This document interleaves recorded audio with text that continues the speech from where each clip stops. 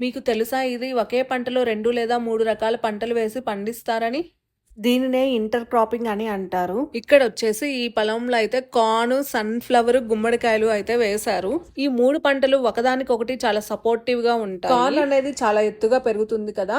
ఇది గుమ్మడికాయల చెట్లు అల్లుకొని పెరగడానికి ఉపయోగపడుతుంది. విన్స్ నుంచి మిగతా మొక్కల్ని కూడా కాపాడుతుంది. అలాగే నీడను కూడా ఇస్తుంది. గుమ్మడికాయ మొక్కలు నేల మీద అల్లుకొని పెరగడం వల్ల నీరు పెట్టినప్పుడు నేల తడి ఎక్కువసేపు ఆరిపోకుండా ఉంటుంది. అలాగే కలుపు మొక్కలు పెరగకుండా ఉండేందుకు కూడా ఉపయోగపడుతుంది. అలాగే సాయిల్ ఎరోజన్ కూడా జరగకుండా కాపాడుతుంది.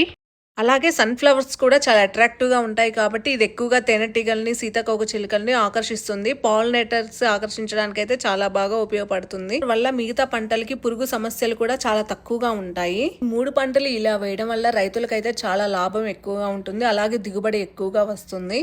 పంటలు ఒకదానికొకటి పోటీ పడవు కాబట్టి నేల ఆరోగ్యం కూడా బాగా ఉంటుంది. అలాగే వీడియో నచ్చితే సబ్స్క్రైబ్ చేసుకోండి. Thank you. బాయ్.